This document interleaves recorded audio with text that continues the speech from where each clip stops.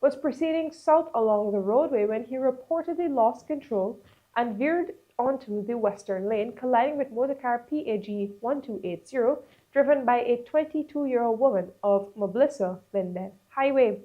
The vehicle driven by the woman had two juvenile passengers ages 6 and 2. Following the collision, motorcar PHH 1632 overturned, causing its occupants to be ejected from the vehicle. Emergency medical technicians later produced Bob and Clark dead at the scene. The driver of PHH 1632 sustained serious injuries and remains hospitalized at the Linden Hospital complex in a critical condition. The driver and occupants of motorcar PAG 1280 also received injuries and were transported to the hospital for medical attention. Investigations continue. President Dr. Irfaan Ali wants to transform Georgetown, and the Tiger Bay Kingston area is first up in his plans for the capital city. On Sunday morning, the president went to Tiger Bay with a team of government officials and business owners from the community to engage residents. In between gaffes, domino games, and preparing cook-up, the president highlighted forthcoming plans to transform the community.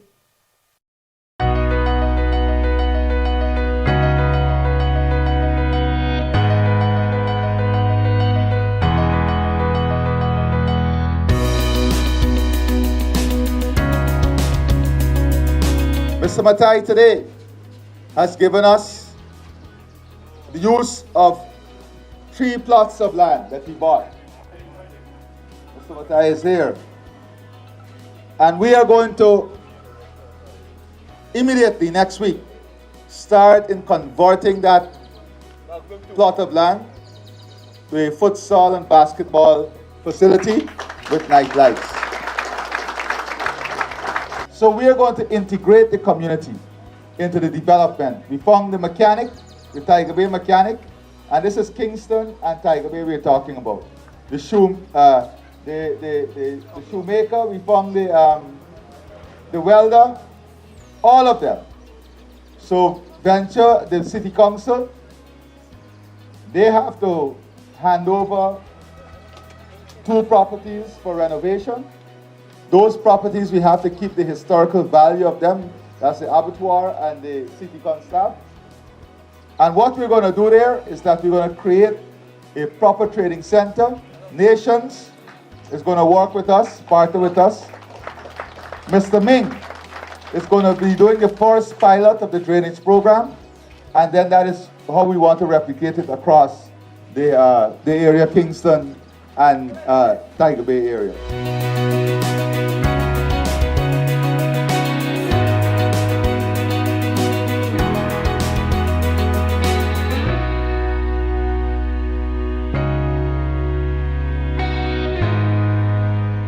We have to remove a big stigma from the area.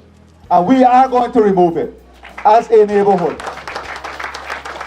As a neighborhood of love, we are going to remove it.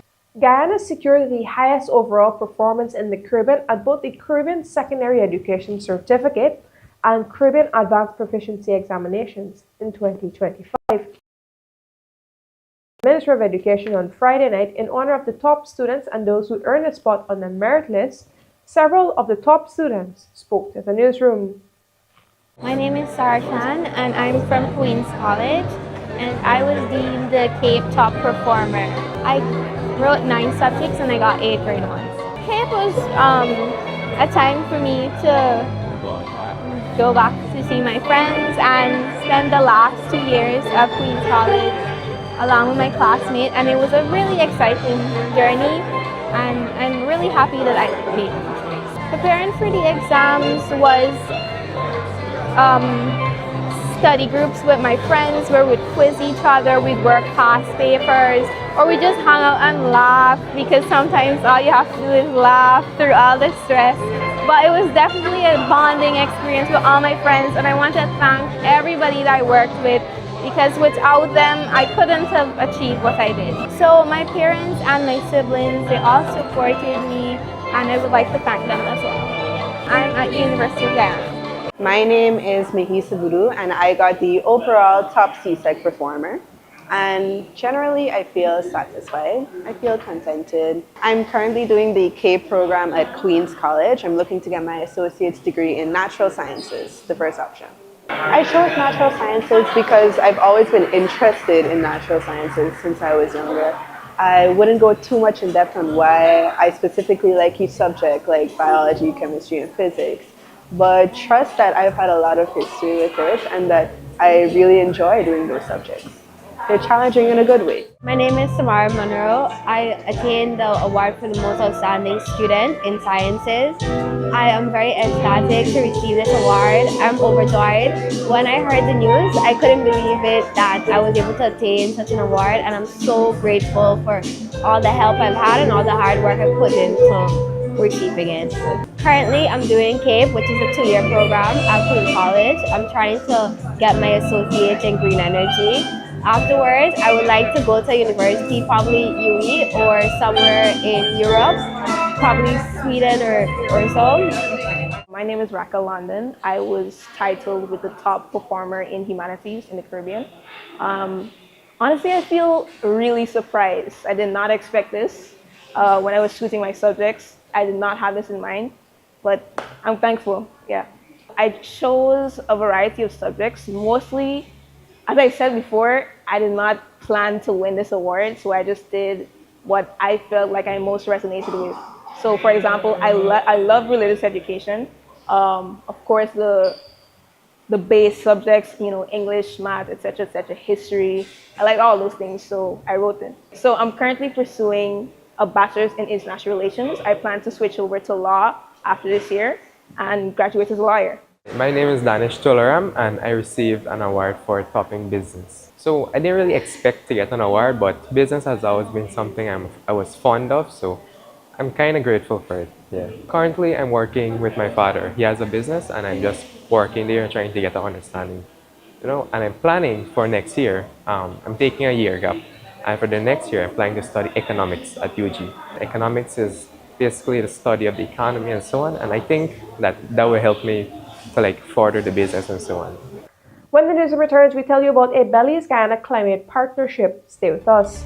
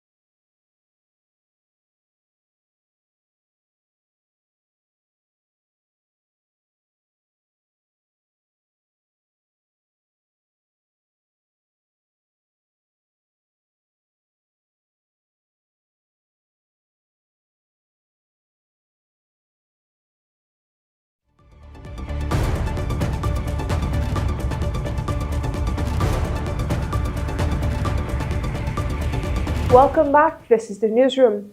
Now, as global negotiations intensify at COP30 in Belém, Ghana and Belize presented a compelling case for regional climate leadership on Saturday. Their joint side event, led by Minister Vanessa Ben for Guyana and Minister Orlando Habet for Belize, showcased how developing countries can drive action through shared experience and transparency. The newsroom's Danielle Swain has the story from Belém. At COP30, Belize and Guyana made it clear climate leadership is not limited to the world's largest economies. It is also being shaped by small states acting together with purpose. Representing Guyana, Minister Vanessa Ben emphasized the region's shared exposure to climate impacts, noting that the Caribbean stands on the front line of climate change, from sea level rise to intensifying hurricanes.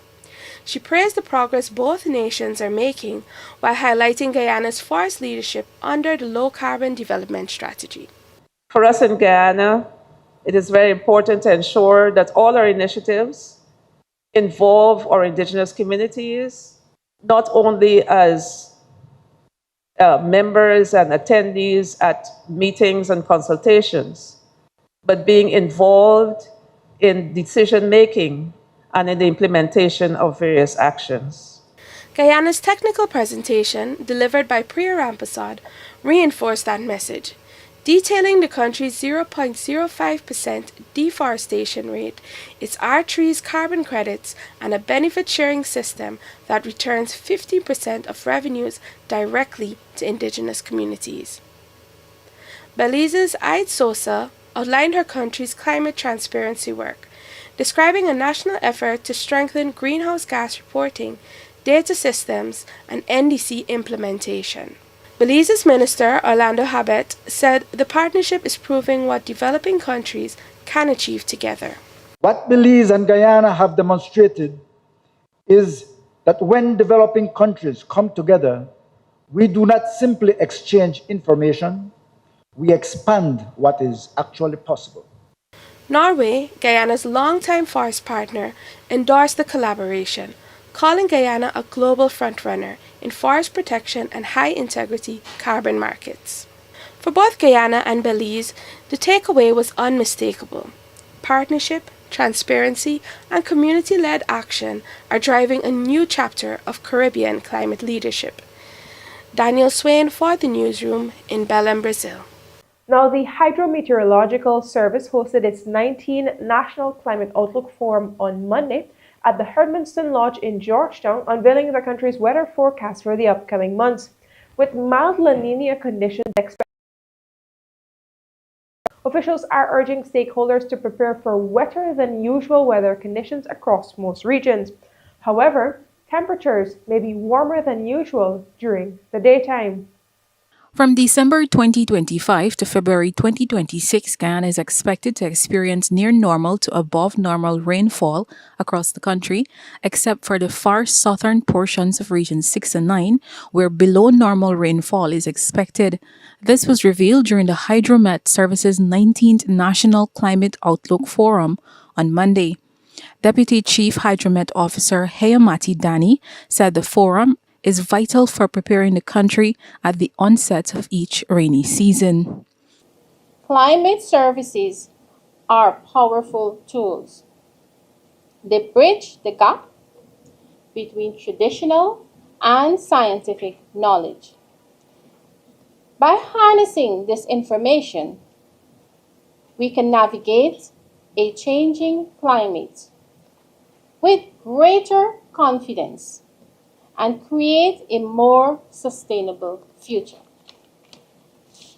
Guyana, being a member of the World Meteorological Organization, continues to strengthen its robustness through training from the Caribbean Institute for Meteorology and Hydrology. Dani further stated that engaging both public and private stakeholders is essential to fully understand climate impacts, better prepare for extreme events, and make more informed decisions. Special meteorologist Kamal Chand Dhiram noted that although La Nina is expected to remain mild, experts will closely monitor its evolution over the next coming weeks and months. December to February, the climate drivers, like I said, there's a mild La Nina. Although it's not so strong yet, we still have to pay attention to it. We will watch how it evolves over the coming weeks to months. Condition expected to continue through March, rainfall outlook, except for the far southern portion of Region 6 and Region 9, where below normal rainfall is expected. All other regions are likely to experience near normal to above normal rainfall. For agriculture, the rainfall is expected to help crops grow better, but the hotter temperatures during the day could cause heat stress and increase pests and diseases. In public health, the long periods of rain may create more mosquito breeding sites, while hotter temperatures may also lead to more heat-related sickness in both people and animals. Flooding could also cause waterborne diseases. The forum also warned of disaster risk. Flash floods are likely and could damage crops, homes, and infrastructure. For Newsroom, Isanella Patwell. Still to come, the government mulls stronger penalties for road offences. Stay with us.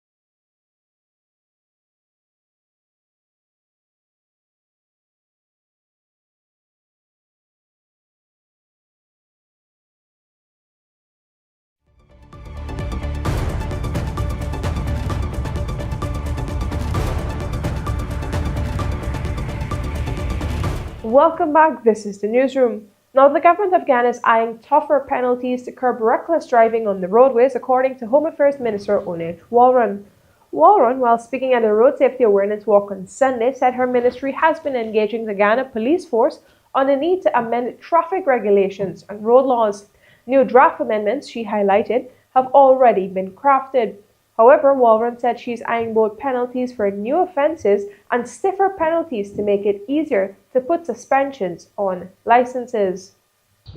We are deploying, we've already started, technology to detect and deter reckless behavior and the other lawless kinds of traffic activities on the road. And we've already seen a lot of success with that.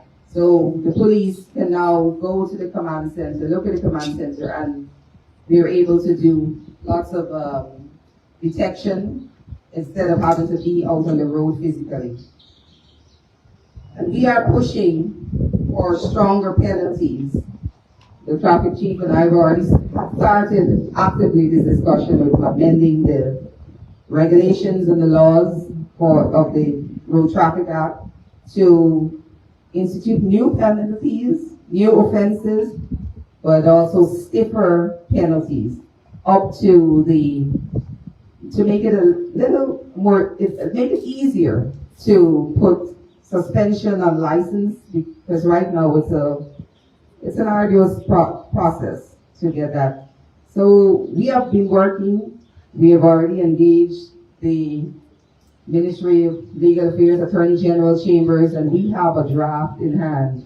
Now, for most of his life, 47-year-old Shazad Sukram devoted his skills and time to helping other businesses grow. Now, after decades of working under the banner of others, he is making a career shift and starting his own business. Sukram is the founder of Shalene Global, a newly launched immigration and quality solutions company. The venture represents more than just the business and reflects a man choosing to bet on his experience. Shalene Global offers a broad suite of services designed to support both individuals and companies. These include quality management systems, ISO 9001 certification, recruitment and training, business consultancy, plans preparation, and bids and tender development. I have been in the admin and HR field for over 10 to 12 years, and in the working environment for almost 20-something, 30 years. And during those time, I would have amassed a lot of experience, a lot of knowledge, and I want to bet on myself, and I want to capitalize on that experience and expertise, and that is why I decided to start my own company. My company name is Shalene Global Business Immigration and Quality Solution. It's a consultancy services, and it's providing consultancy services to companies and to individuals. One of the main service that my company will provide is ISO quality management consultancy. So I can help companies become ISO certified. You have a lot of companies now, a lot of new companies now in the oil and gas industry. However, it's not only confined to oil and gas. ISO quality management system can be applied to any company, whether it's a service-oriented company, whether it's a manufacturing company, whether you're a big company or a small company. And I'm qualified in ISO quality management system. I'm an expert in that. So I want to provide that service to other companies to help them become ISO certified. The other services that we will be providing is recruitment service, recruitment selection and training.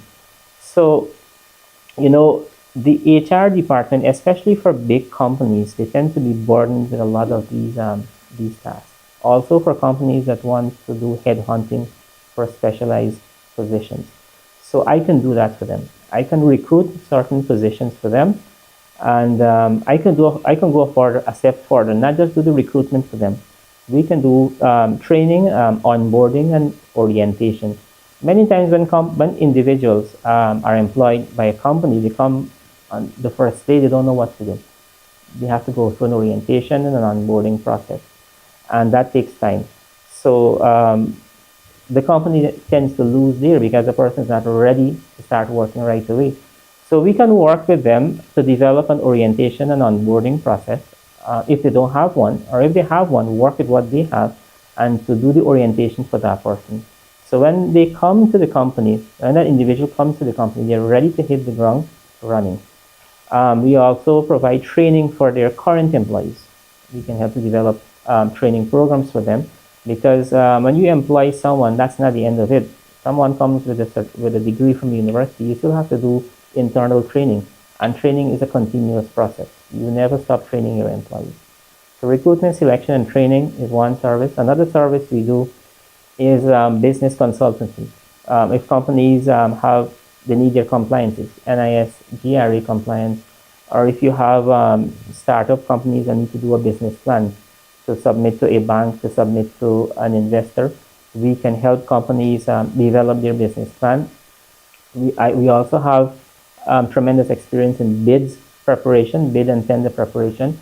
There are so many bids and tenders right now, whether it's from the government or from private companies, and persons are not sure how to put together those tender documents. We can help them put together those tender documents so that their bid is good.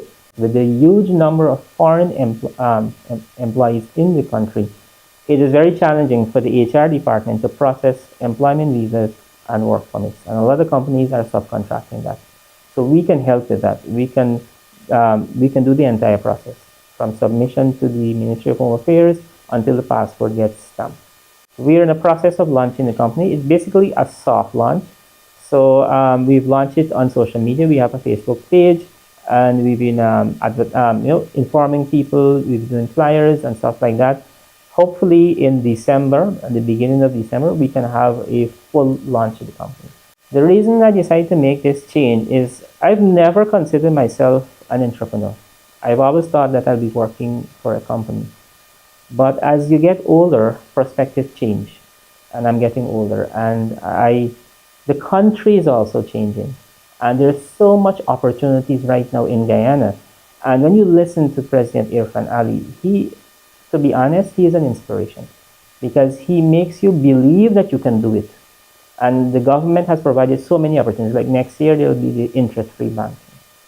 So with the climate, the business climate being enabled by the current government, and so much opportunities out there, and I having acquired all of this experience and skills and expertise, I decided it's time that I bet on myself, that I capitalize on my skills and expertise and put myself out there. I know it's going to be challenging, but I think in the long run, it's worth the gamble. We tell you now that Director of Prisons Nick Lon Elliott is sending a clear message. Corruption will not be tolerated in the prison system, and anyone caught trying to smuggle contraband will face the full force of the law. During an interview with the newsroom recently, Elliott said that in recent months, the prison service has aggressively intensified searches across all facilities, leading to the discovery of several improvised weapons and contraband items. We have a zero tolerance policy. I have a zero tolerance policy in corruption regarding prisoners and officers. Over the past few months, we took several steps to conduct or intensify searches in the prison. And this has been led by based on intelligence, where we found a number of improvised weapons and cell phones. And every time we search, there's a reduction in these items. And it clearly shows that at the level of the officers in charge, because they are mandated to ensure that all the SOPs are adopted and activated to prevent contrabands from being smuggled into the prison. And of course, you would have seen over the past 2 years or so, civilians were placed before the court.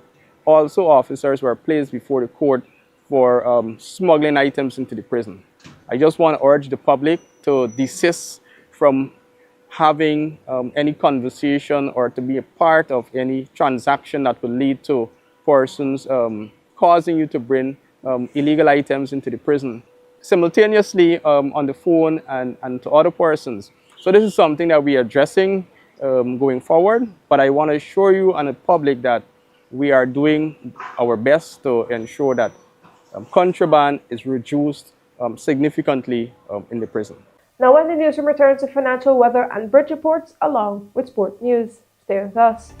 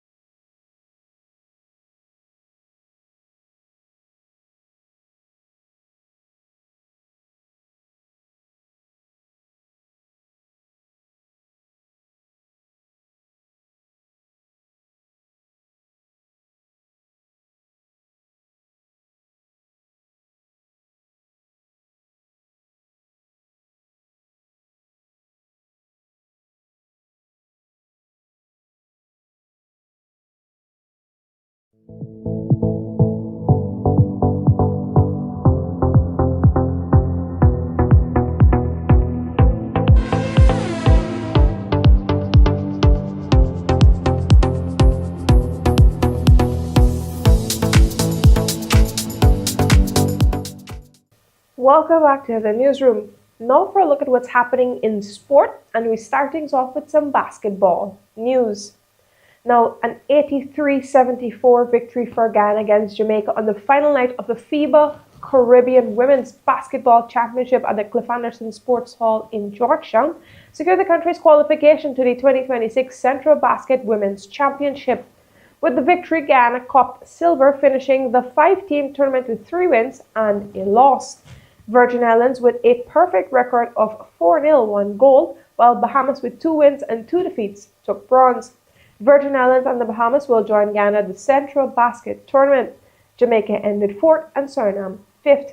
After a tight first half, the hosts took control thanks to standout performances from Ruth Adams and Joy Brown. Adams led all scorers with 24 points, while Brown posted a double-double of 23 points and 17 rebounds. For Jamaica, Tiffany Reynolds stood out with a line of 23 points, 6 rebounds, and 5 assists. In the earlier game, Virgin Islands once again showcased their superiority, closing out the tournament with a flawless record by defeating Bahamas 105-81 to secure the gold medal. Here are some of the highlights of that final game.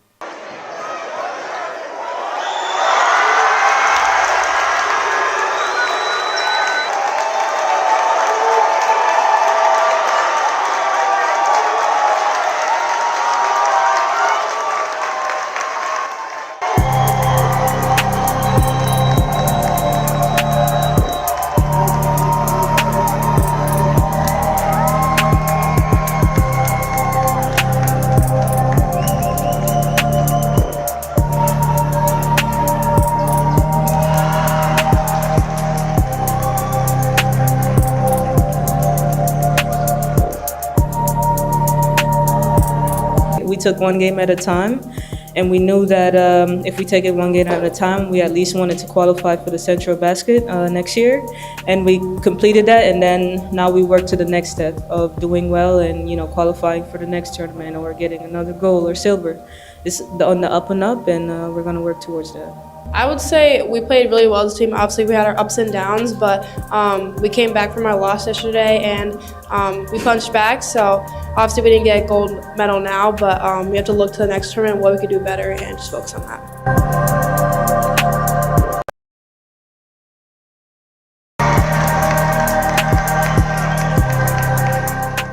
Guyanese Joy Brown and Amisha Ramlal were named in the All-Star 5 at the conclusion of the FIBA Caribbean Women's Championship at the Cliff Anderson Sport Hall in Guyana on Sunday night. The announcement of the duo to the All-Star 5 brought loud cheers from fans who had gathered to witness the final game of the tournament, which saw Guyana defeating Jamaica 83-74 to clinch a spot in the 2026 Central Women's Championship. Brown and Ramlal were standout players for Guyana in a campaign that saw the home side copping silver with a 3-1 record from their 4 games. Unbeaten Virgin Islands 4-0 and third place Bahamas 2-2 were the other 2 teams to qualify for the CentroBasket tournament. Skipper Brown was the tournament's leading rebounder with 12.8 boards per game. She also contributed 16.8 points and 6.5 assists. Ramlal, meanwhile, was one of the most impactful players for the host nation. She posted averages of 19.3 points, 3.0 rebounds, and 1.8 assists.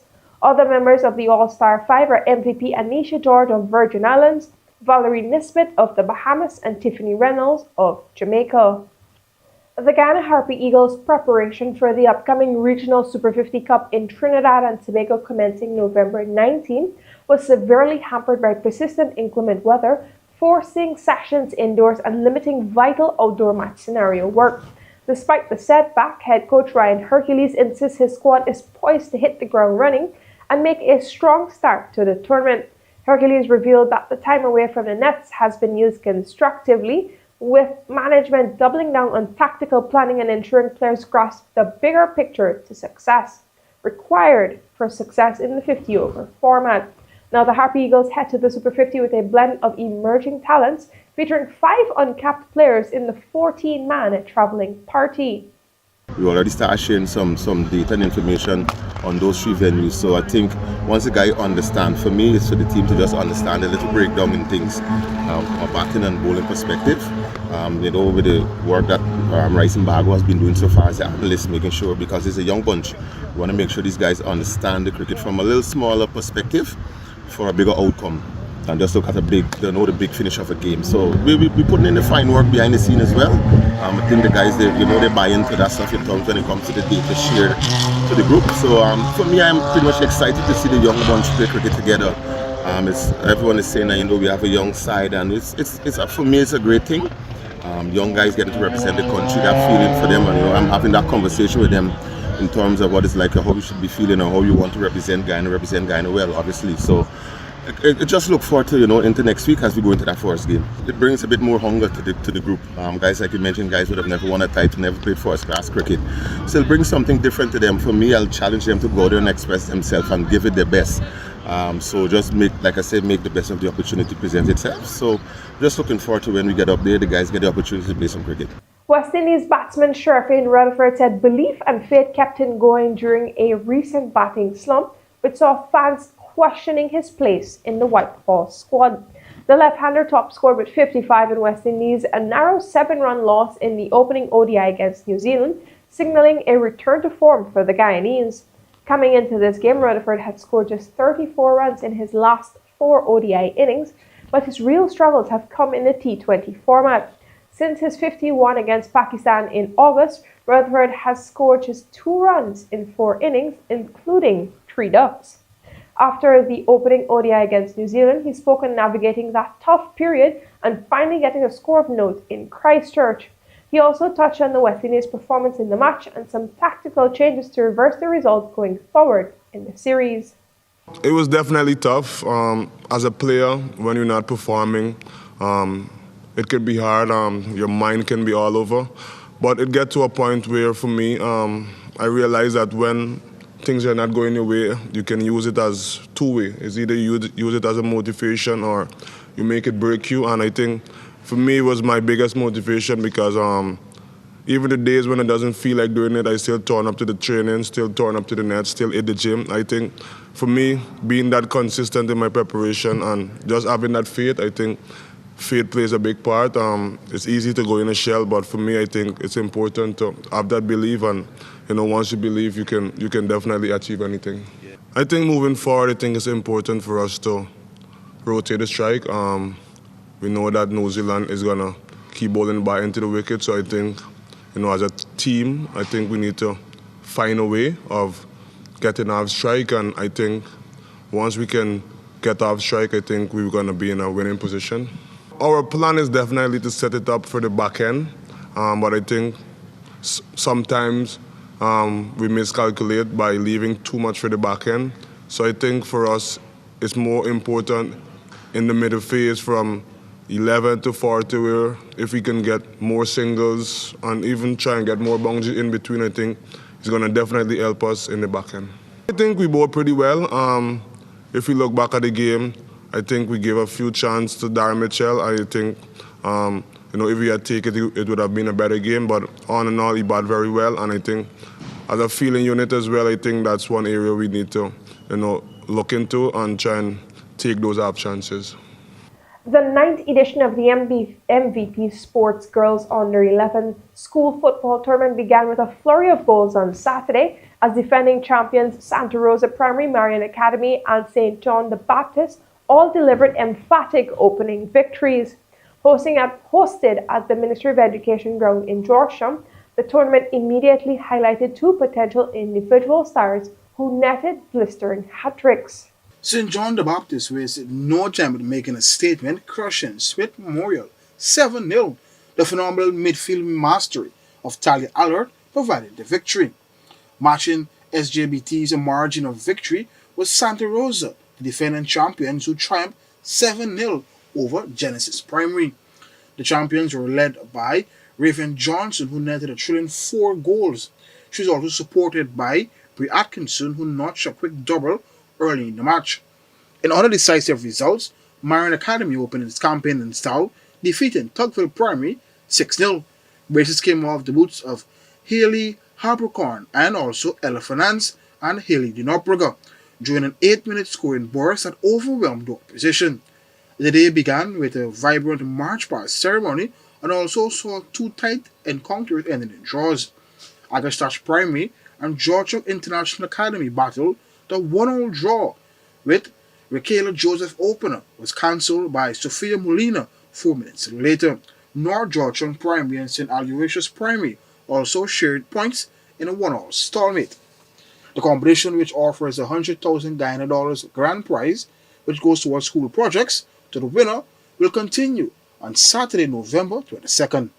And with that, we've come to the end of this evening's newscast. Of course, you can find these and other stories at our website, newsroom.gy, and across our social media pages, Newsroom Guyana.